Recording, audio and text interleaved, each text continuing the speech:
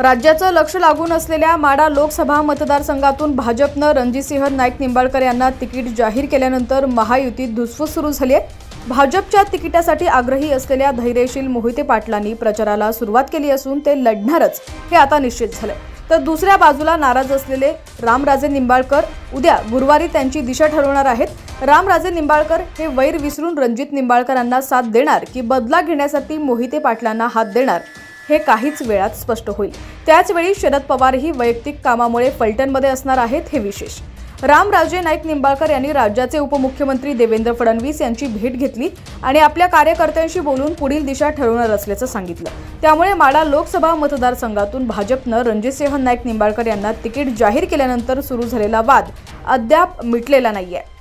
संपूर्ण बातमी पाहूयात त्याआधी तुम्ही HPN मराठी न्यूज चॅनलला सबस्क्राइब केलं नसेल तर नक्की सबस्क्राइब करा आणि बेल आयकॉनवर क्लिक करून नोटिफिकेशन्स मिळवा जेणेकरून आमचे अपडेट्स लवकरात लवकर तुमच्यापर्यंत पोहोचतील। तर रणजितसिंह नाईक निंबाळकर यांच्या उमेदवारीला रामराजे गटाचा विरोध आहे। गुरुवारी संध्याकाळी 5 वाजता रामराजे नाईक निंबाळकरांनी त्यांच्या कार्यकर्त्यांशी बैठक बोलवलेली आहे। त्या बैठकीकडे आता राज्याचं लक्ष लागलंय। रामराजे नाईक निंबाळकर, संजीव राजे नाईक निंबाळकर, आमदार दीपक चव्हाण आणि पदाधिकारी त्या बैठकीला उपस्थित असणार आहेत।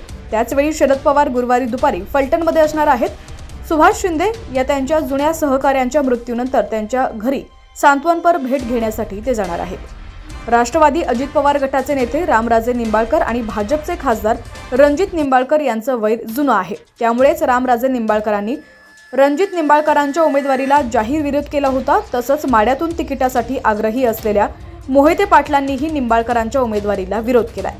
माढ्यातील तिढा हा सोडवण्यासाठी राज्याचे उपमुख्यमंत्री देवेंद्र फडणवीस आणि अजित पवार यांच्या उपस्थितीत रामराजे निंबाळकर आणि रणजित निंबाळकरांनी चर्चा केली। त्यावेळी रामराजे यांनी आपली तलवार म्यान केल्याची चर्चा सुरू आहे। आपण आपली भूमिका ही गुरुवारी संध्याकाळी जाहीर करू अशी भूमिका रामराजेंनी घेतल्यानं माढ्यातील भाजपची डोकेदुखी वाढण्याची शक्यता आहे।